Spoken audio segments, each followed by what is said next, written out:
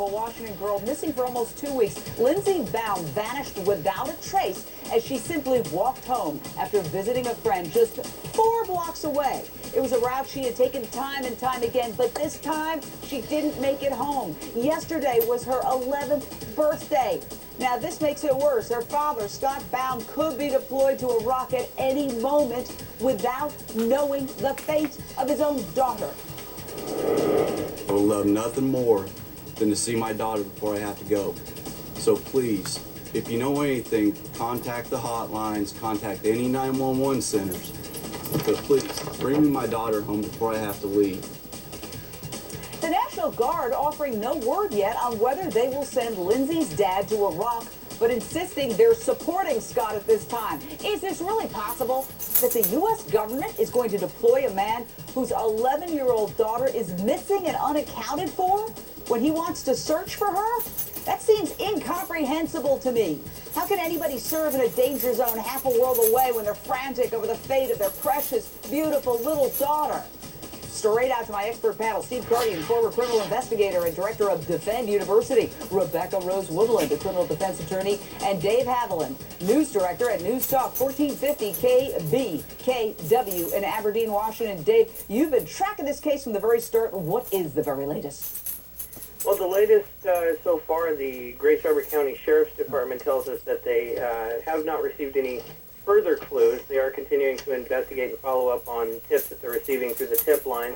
One of the things that had stood out was there was some video footage from a nearby Shell station that could have captured something to do with the case, and they are still reviewing that for possible leads. They're following up on every one that they're seeing in that video footage from that night. But so far, they're just continuing the investigation. They have obviously transitioned to more of an abduction-type investigation, and the criminal end of it, the search and rescue efforts for Lindsey have tapered considerably. Lindsey's mom obviously devastated. She called cops almost immediately after her little girl didn't come home by her 10 p.m. curfew. Listen to this. What if it was your son or daughter or your niece or your nephew or your mother that was missing and there was no trace of what had happened to them? What if I knew where they were? Or what if I knew some information and I didn't go forward and say something? The FBI says that it's likely Lindsey was abducted by somebody she knew, not a stranger. Nobody was heard screaming, no dropped shoes, no evidence of a struggle, no evidence of anything. Steve Cardian, statistics show most kids are abducted by somebody they know, correct? Yes, Jane. In less than 0.5% of the time in childhood abductions, it's a non-custodial manner or someone that the child does not know. So you're absolutely correct. Yes, it's very rare. Rebecca Rose Woodland, how is it possible that they're going to send the dad off to fight in Iraq when his daughter is missing? I just don't get that. I mean, that just strikes me as exceptionally ill-advised. And I don't want to say callous, but yes, callous. You know, Let me say it. I'm hoping that someone steps in on behalf of this man and asks the National Guard and asks the government to please give him some time.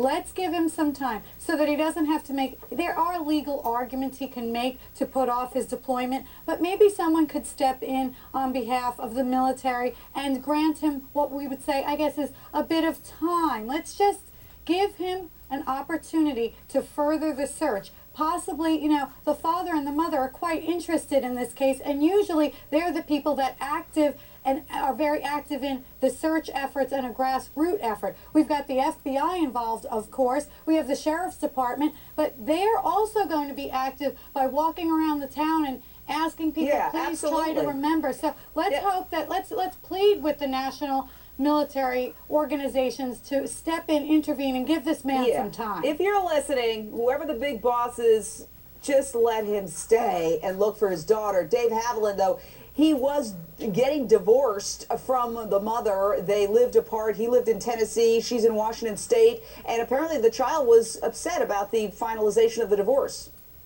That is correct. There had been some arguments there. And there were some arguments on that night. She was meant to be staying the night at the friend's house. She had gone to the friend's house, and at the last minute, the parents of the friend had said that, no, you can't stay the night here, and sent her home. She had someone walking home with her for part of the walk and then was separated from them. So there's about a questionable 3 blocks in the walk home where nobody was with her and nobody saw her. And in that, the police are asking anyone that may have seen something. Oh, absolutely. Stay right there. More on this harrowing story in just a moment. We'll be right back with the latest.